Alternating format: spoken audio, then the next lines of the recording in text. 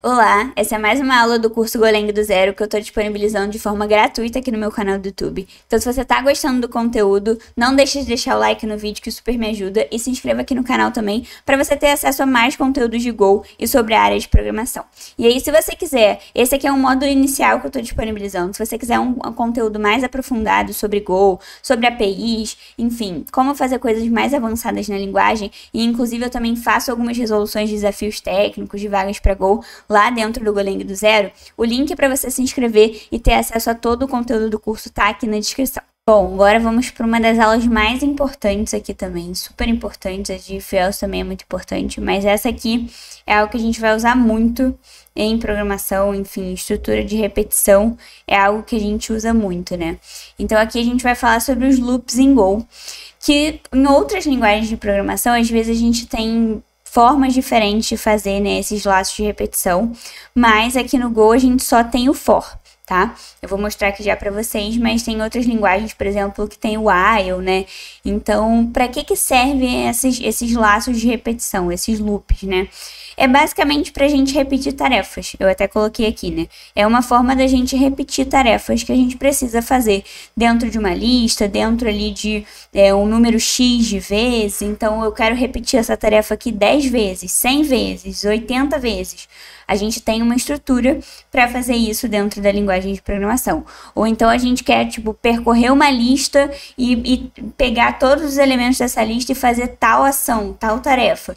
Então a gente usa normalmente essas estruturas de repetição para isso. E aqui no Go a gente usa essa estrutura com o for, que tem algumas formas de a gente fazer, já vou mostrar aqui para vocês, mas quero começar por essa estrutura aqui mais padrãozinho, digamos assim, padrão realmente mais tradicional, digamos assim, da gente repetir tarefas, que é quando a gente repete tarefas por um número X de vezes. Então, a gente quer repetir tal tarefa por 10 vezes, por 100 vezes, por 50 vezes.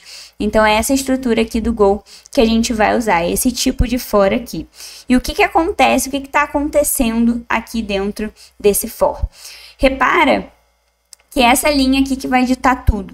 Então, aqui a gente está usando uma estrutura de repetição de acordo com a quantidade de vezes que a gente quer que isso aqui rode. Então, aqui, o que está acontecendo aqui?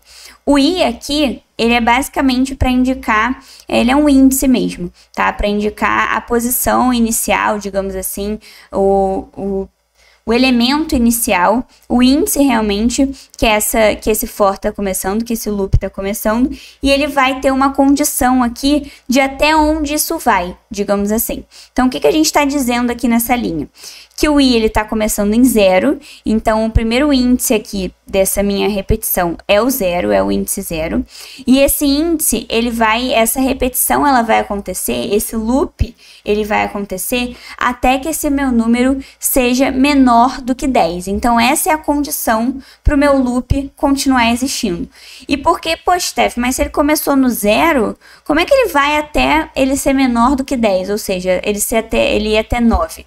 Porque a última linha, que é a última condição, digamos assim, desse meu for, desse meu loop, é que no final dessas tarefas que eu vou executar aqui dentro do meu parênteses, eu vou sempre incrementar 1. Esse i++ aqui, deixa eu colocar aqui, esse i++ quer dizer que ele está somando 1 no final desse for. Então, o que acontece? Então, vou botar aqui soma 1. E tem também uma outra estrutura que é o i-, que é quando ele está subtraindo 1. Também existe essa estrutura, tá? Então, o que acontece? Ele vai passar aqui. Então, ele vai fazer essa estrutura desse loop, que ele vai começar em 0, vai funcionar, vai ficar aqui rodando até ele chegar ao 9, né? Porque a condição para ele parar é que ele seja menor do que 10, ou seja, o i sendo igual a 9, e ele vai sempre somar 1 no final. Então, o que vai acontecer? Ele vai passar por isso aqui, né? Isso aqui são comentários. Então, ele vai executar essa tarefa dentro desse loop, e no final é como se aqui ele estivesse chamando esse i++, ou seja, ele está aqui chamando i, e recebe i mais 1. Então, é isso que ele está fazendo aqui no final das contas com esse i++. No final de tudo, na última linha, digamos assim, ele está adicionando 1. Por quê? Porque na primeira vez que ele passa por esse loop, o i vale 0. E aí aqui no final ele faz, não, ó, agora o i vale 0 mais 1, ou seja, agora o i vale 1. E aí ele começa aqui, de novo nessa linha, com o i valendo 1. Ele faz essa tarefa, chega aqui no final, vai adicionar 1 ao i. Então aqui o i já vai valer o quê? 2. Aí ele volta para cá, o i vale 2. Faz as tarefas, soma 1.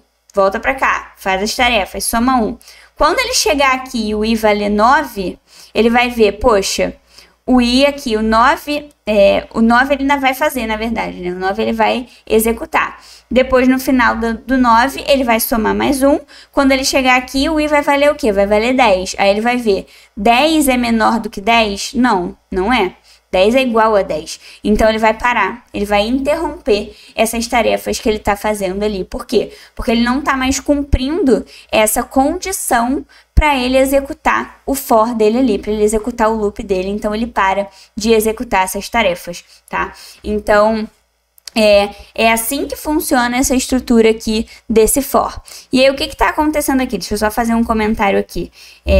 Botar assim... É como se ao final do loop fosse adicionado 1 ao índice i. Vou deixar esse comentário aqui para vocês entenderem depois, quando vocês estiverem olhando aí, né, o que significa isso.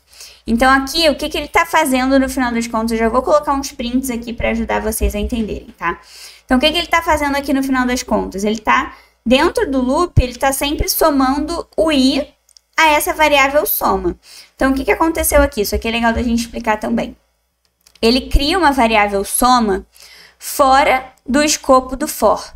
Por que isso? Tá? Isso aqui é muito importante. Deixa eu fazer o seguinte aqui. Não, deixa assim, depois eu organizo aqui para ficar melhor para vocês entenderem. Isso é uma coisa importante da gente falar. Tudo que existe, tudo que é criado dentro de um escopo do for, só existe dentro do escopo do for. O que isso significa?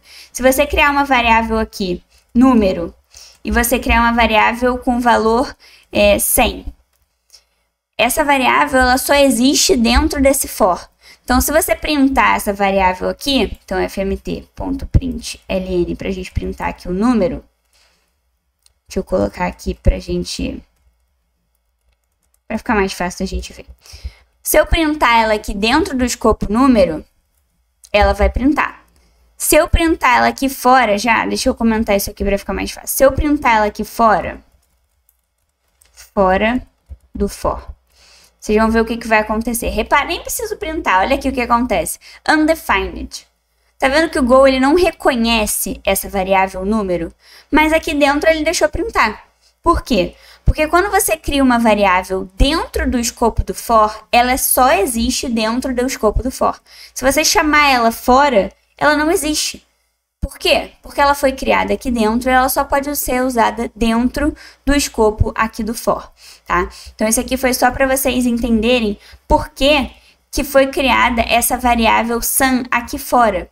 Porque se eu criar só essa variável aqui dentro, eu não ia poder, no final do for, no final desse loop, saber qual foi a soma final disso tudo aqui. Porque o que ele está querendo fazer aqui nesse código? Ele está querendo ir somando várias vezes aqui o 1 com 2, com 3, com 4, com 5, com 6, com 7, com 8, com 9, somar tudo e entender qual vai ser a soma final desses números, né? Quando a gente roda isso aqui, no final das contas aqui, ele está printando sum, tá vendo? Que deu 45. O que ele fez aqui? Ele pegou o 1, o i, e foi somando aqui no sum. Então, o sum começa com 0.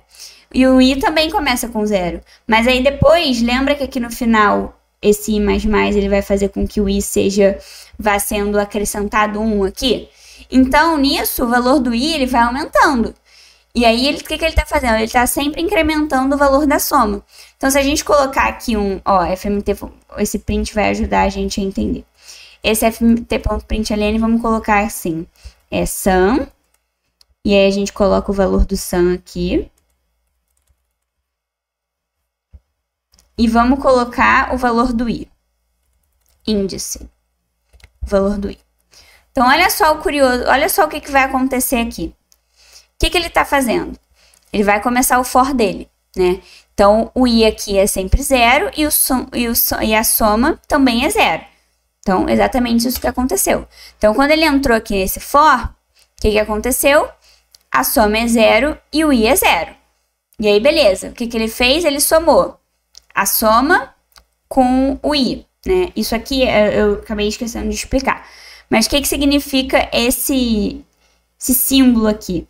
É a mesma coisa de a gente fazer isso aqui, ó. É só uma abreviação, digamos assim. Ao invés de a gente escrever que a soma recebe a soma mais o i, ou seja, eu estou incrementando sempre o valor da soma, ao invés de eu escrever isso tudo, eu escrevo dessa forma aqui. Porque isso aqui é uma operação muito comum que a gente acaba fazendo nos nossos códigos. Então, criou-se, digamos assim, essa abreviação, tá? E aí isso vale para soma quanto para subtração. Então, quando você quer sempre incrementar um valor com outro, você faz dessa forma. Quando você quiser somar, você bota o mais aqui. Quando você quer diminuir, ou seja, você quer que a soma receba a soma e diminua, subtraia o valor de alguma coisa, você usa o menos aqui. Então, isso é só uma abreviação para essa estrutura aqui, essa continha aqui, tá bom? Então, o que ele está fazendo aqui na primeira vez que ele percorre esse for? A soma vai valer 0 e o i vai valer 0 também, porque esse for começou no 0. E aí, o que vai acontecer? A soma é 0, o índice é 0. Beleza, ele passou por aqui e aí ele vai incrementar 1 no i. Então, aqui, na segunda vez que ele passa por esse for, o que acontece? A soma ainda vale 0. Por quê? Porque a última soma que ele fez era 0 mais 0, que é 0. Realmente, continua aqui. Mas o índice já vale 1, porque o i já tinha sido incrementado aqui, né? Então, beleza. E aí, o que acontece? Ele vai fazer a soma. Então, a soma era 0 mais o 1 agora, a soma vira 1. E aí, o que acontece? No final aqui do loop, ele vai incrementar 1 no i. Então, o i está valendo 2 e a soma está valendo 1. Exatamente o que aconteceu aqui, ó. A soma está valendo 1 e o índice está valendo 2. Então, cada vez que ele percorre isso aqui, ele vai fazendo essas tarefas e vai voltando. Aí, ele repete a tarefa, volta para o início. Repete a tarefa, volta para o início. E ele vai fazer isso até ele preencher essa condição aqui do for. Que qual é a condição? O i tem que ser menor que 10. Quando o i chegar aqui num valor que ele já não é maior do que 10, ele para essa execução e é exatamente o que acontece aqui. Ele parou o quê? No índice igual a 9. Por quê? Porque era a condição que a gente colocou aqui. Isso aqui a gente bota. Se a gente quisesse botar 100 aqui, a gente poderia botar. Ele ia ficar somando isso aqui, ó, pra caramba. Você vê que até demora mais. Por quê? Porque olha quantos números ele vai ter que somar. Olha quantas vezes ele vai ter que passar aqui por esse loop, né? Então, isso aqui são parâmetros que você vai personalizar de acordo com o que faz sentido ali para o seu código. Então, de repente, você vai ter que fazer uma tarefa X vezes, né? E outra coisa, não necessariamente o i precisa começar no 0. O i pode começar no 90 e ir até o 100, por exemplo. Pode, também é possível. Vamos limpar aqui para ficar mais fácil. Então, ó, aqui o índice já começa o quê? Já começa no 90, não começa mais no 0 como estava antes. E ele vai até o quê? Vai até o 99, porque ele tem que obedecer essa condição aqui do i menor do que 100, tá? Então, isso aqui tudo é o quê? É personalizável. Você personaliza de acordo com o que faz sentido ali para o seu código, de acordo com o que você tem necessidade, tá? Isso tudo é você que vai ditar, você que dita as regras ali da lógica do seu código para resolver o problema que você quer, beleza? Então, aqui, essa é uma das formas, tá, que a gente tem de fazer um loop em Go. E repito isso aqui, vai criando, vai modificando isso aqui, faz essa brincadeira que eu fiz de mudar o índice, mudar a condição, bota o i menos menos aqui ao invés do i mais mais, vê qual vai ser a diferença, porque isso vai ser importante para você, tá? Para você ir pegando aí a sintaxe da linguagem, enfim, essas estruturas realmente de linguagem, tá? E aí tem outra forma da gente fazer aqui um loop também. Aqui, repara, né? A gente tinha uma condição que ela parava de acordo com a nossa condicional aqui. Então, esse loop, ele rodava até x, até momento x. Até o momento que ele atendia a essa condicional aqui. A partir do momento que ele não atende mais essa condicional, acabou. A gente para aqui esse loop. Mas a gente também pode fazer um loop infinito, ou seja, aquilo ali ficar rodando para sempre. Não parar nunca. Isso aqui é muito perigoso, tá? Porque, de repente, se você faz sem querer um loop infinito, o seu código fica ali rodando para sempre e o seu programa fica travado. Então, aqui eu fiz um loop infinito para vocês verem o que vai acontecer. eu botei um for sem nenhuma condição, ou seja, isso aqui vai ficar rodando para sempre e ele vai ficar printando aqui para sempre Golang do zero. Ah, é porque eu declarei alguma coisa aqui que eu não usei. Vou comentar aqui e rodar de novo. Então, ó, ele começou a printar aqui, ó. Ó, começou a printar aqui. Tá vendo que eu não consigo nem descer de tanta coisa que ele tá printando? Aí eu vou dar um Ctrl C aqui para interromper o meu programa. Eu forcei a parada do meu programa. E aí, olha só quantos Golang do zeros ele printou. Por quê? Porque ele ficou printando isso aqui infinitamente, né? Isso aqui não é legal da gente fazer, mas é uma possibilidade. Às vezes pode ser que tenha um momento ali que você precise fazer isso no seu código, tá? E aí, uma coisa que a gente pode fazer aqui, eu vou botar um sleep aqui no meu código, só para vocês verem que ele fica rodando aqui infinitamente, mas de uma forma mais visual, sem ser aquela coisa que ele tá printando ali toda hora, a gente nem consegue ver. Eu, basicamente, o que eu fiz? Mantive aqui o print, ou seja, ele vai ficar sempre printando aqui no meu terminal o nome do nosso curso, Golang do zero, mas eu vou fazer ele dormir. Esse time.sleep é uma função do Go, que ele para o código por 2 segundos. Então, eu botei aqui para ele sleep, para ele dormir a cada 2 segundos. Então, quando eu rodar aqui agora, o que vai acontecer? Ele printou 1, 2, printou de novo, 1, 2, printou de novo, 1, 2, printou de novo. Então, tá vendo? Se eu deixar isso aqui, a cada 2 segundos, ele vai ficar printando. Se eu for dormir e deixar isso aqui rodando, ele vai ficar rodando. Então, assim, dependendo da necessidade que você quer, isso aqui pode fazer sentido para você, tá? E aí, para você parar isso aqui, o que você vai ter que fazer? Você vai ter que forçar a parada no seu computador. Aqui no meu computador, no Mac, é Ctrl C, tá? Então, aí o que eu quero? Quando eu quiser parar, eu faço ali essa parada no meu terminal e eu vou interromper o meu código, tá? E aí, outra forma da gente fazer o for aqui, um loop, é percorrendo alguma coisa, percorrendo uma lista, que é muito comum da gente usar também aqui na linguagem Go. E aí, a gente usa o for range, que também é a estrutura do for, né? Que é quando a gente quer qualquer laço de repetição, qualquer estrutura de loop. Aqui no Go, a gente vai sempre usar o for, mas a gente também pode usar esse for com esse range. E eu coloquei um exemplo aqui bem simples para a gente entender como funciona. Pensa que a gente tem uma lista de frutas. Então, a gente tem uma lista aqui de frutas, né? Então, eu criei aqui uma lista básica com vários nomes de frutas e atribuí essa lista a uma variável do tipo do nome frutas. E ele é do tipo lista de strings, né? Então, a gente tem uma lista de frutas aqui e eu quero percorrer essa lista de frutas para entender quais são as frutas que eu tenho nessa minha lista aqui de compras, digamos assim.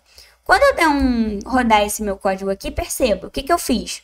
Eu percorri esse for range, o que ele vai fazer? Ele vai pegar cada uma dessas posições aqui dessa lista. Então, ele vai pegar a primeira posição 0, a posição 1, a posição 2, a posição 3 e a posição 4. E ele vai printar todas essas frutas aqui. Se eu tivesse mais frutas, 10 frutas, 20 frutas, ele ia printar todos os nomes dessa lista aqui dentro do meu for. Por quê? Porque eu tenho uma estrutura aqui para eu percorrer e conforme eu for percorrendo essa lista, eu cheguei no último elemento, não tenho mais o que printar, fechou ali a minha estrutura de repetição. Fechou ali essa minha repetição de tarefas. Por quê? Porque ela só vai acontecer até ela percorrer toda essa lista. Acabou essa lista, ela acaba ali essa estrutura. E aí, o que é legal aqui da gente ver? Aqui, o frutas é uma lista de strings, tá vendo? Então, tem várias strings separadas. Quando você faz esse range nessa lista de frutas, nessa lista de strings, repara que ele vai pegar elemento por elemento. Então, ele vai pegar a laranja, ele vai pegar a maçã, ele vai pegar a banana. E aí, o que significa esse parâmetro aqui desse outro lado? Ele significa cada elemento desse. E aí, repara que ele já identifica que ele não é mais uma lista de strings. Porque se ele está percorrendo elemento por elemento, ele está pegando só um elemento. E se a minha lista frutas era uma lista de strings, se agora eu estou pegando cada elemento dessa minha lista, agora eu tenho o quê? Eu tenho uma fruta só e essa fruta é do tipo string. Por quê? Porque eu percorri uma lista de strings. Se eu estou pegando cada elemento dessa minha lista, cada elemento é do tipo string. Então, ele já identifica aqui qual é o tipo desse meu elemento. E aí, por que eu dei o nome de fruta?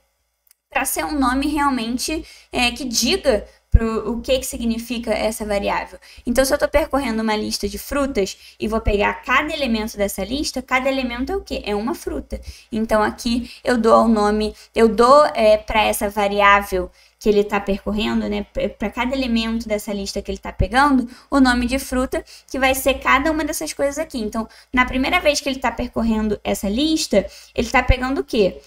A laranja. Então, a fruta vai ter o valor, o quê? Laranja. Exatamente o que ele printou aqui. Aí, ele acabou essa finalização. Ele volta aqui. Ele já pegou a posição 1, a posição 0. Então, agora ele vai pegar a posição 1. E aí, a fruta vai conter que valor? Vai conter o valor maçã. Na terceira vez que ele percorrer isso aqui, ele vai pegar a posição 2, que é banana. Na quarta vez, posição 3, que é a uva. Na quinta vez, a posição 4, que é o kiwi. Então, ele vai fazer essas tarefas, ele vai repetir essas tarefas até ele terminar essa lista ali que eu percorri, tá? E aí, Steph, o que é esse underscore aqui que ficou? O que significa isso? Esse aqui é a posição, tá? Então, quando a gente tá aqui, quando a gente faz esse range, o que ele vai fazer? Ele vai pegar a posição desse elemento e o valor desse elemento. Então, aqui o que acontece? Quando ele vai percorrer aqui pela primeira vez, a gente pode botar um print aqui. A gente pode até fazer assim. Fruta.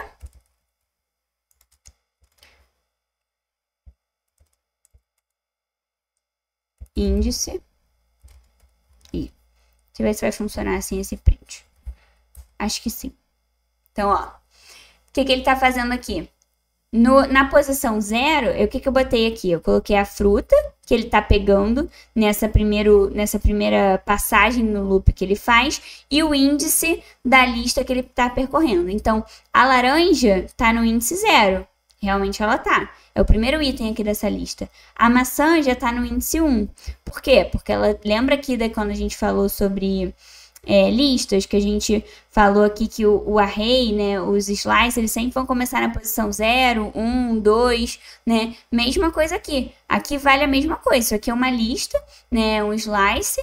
Então, aqui é a posição 0, aqui é a posição 1, aqui é a posição 2, aqui é a posição 3 e aqui é a posição 4. Esse i, ele pega exatamente isso. Qual é o índice do elemento que ele está pegando? Então, ele sempre vai atrelar. Dessa vez que ele está passando aqui por esse loop, a fruta laranja está no índice 0. A fruta maçã está no índice 1. A fruta banana está no índice 2. Steph, mas por que eu preciso desse índice? Depende. Depende em algum momento ali daquela especificação, daquele seu código, você pode precisar saber qual é o índice daquele elemento, onde que aquele elemento está posicionado naquela lista. E aí você pode expor ali no seu loop esse índice. E se você não quiser, que é o que eu tinha feito antes, você pode esconder ele aqui e aí você pode pegar só o seu elemento aqui, só o valor desse elemento dessa lista que você está percorrendo, tá? E ele vai pegar o quê? Só a fruta. Se você fizer assim, ó, repare, se você fizer o for só com a fruta, olha só o que vai acontecer. Ele não vai pegar o valor, ele vai pegar o índice. Então, se você quiser, na verdade, o elemento, você vai precisar esconder, e não quiser o índice, você vai precisar esconder o i para ele pegar realmente o valor de cada um daqueles elementos ali da sua lista, o valor de cada índice dessa lista, tá? Então, isso aqui a gente precisa praticar mesmo, tá? Pode ser que fique, meu Deus, caramba, com a mesma situação lá das structs, enfim, do if. Ai, meu Deus, como que eu vou usar isso? Calma. Tá? Conforme a gente for fazendo exercício, conforme a gente for praticando, isso vai ficando mais assim fluido, isso vai ficando mais. Você vai pegando mais quando que você vai usar o quê, sabe? E aí por isso que é tão importante o próximo módulo, que é um módulo só de exercício. Você vai ver que eu vou dividir para você ali vários exercícios, a gente vai fazendo do mais facilzinho até aumentando ali o nível de complexidade, tá? Para que você vá pegando essas coisas que precisa praticar. Você não vai ver aqui um for range, um for aqui um loop infinito, um loop aqui normal, né? Um tradicionalzão aqui em Go, e você vai saber fazer de primeira. Não! Quando a gente for fazer o exercício, isso é importante de frisar aqui. Quando a gente for fazer o exercício, você vai olhar e vai falar, putz, o que eu tenho que usar aqui? Não sei. E aí você vai ter que voltar aqui nas aulas, pesquisar lá na doc do Go. Isso é normal. Não há problema nenhum. Ninguém tá esperando que você viu uma vez aqui sobre for, viu uma vez sobre loop, viu uma vez sobre if else e saiba fazer if else para sempre na sua vida. Não é isso que vai acontecer e isso nem é esperado de você, tá? Porque você tá começando. Você precisa ir ganhando repertório, você precisa ir ganhando prática com a linguagem. E isso vai vir como? Fazendo exercício, colocando a mão na massa, praticando. Então, quando acabar essa aula aqui, repete esse for aqui, vai brincando com esses números, vai brincando com a lista, cria outra lista aqui, cria uma lista de inteiros e vai printando aqui nesse for, tá? Vai pegando essa prática, vai brincando com esses elementos da linguagem para você ir pegando essa prática que vai ser importante para você, tá bom? Mas a gente também vai fazer muito isso no próximo módulo, no módulo 5, que é um módulo só de exercício, mas aí a gente fala sobre isso no módulo que vem. Até a próxima aula.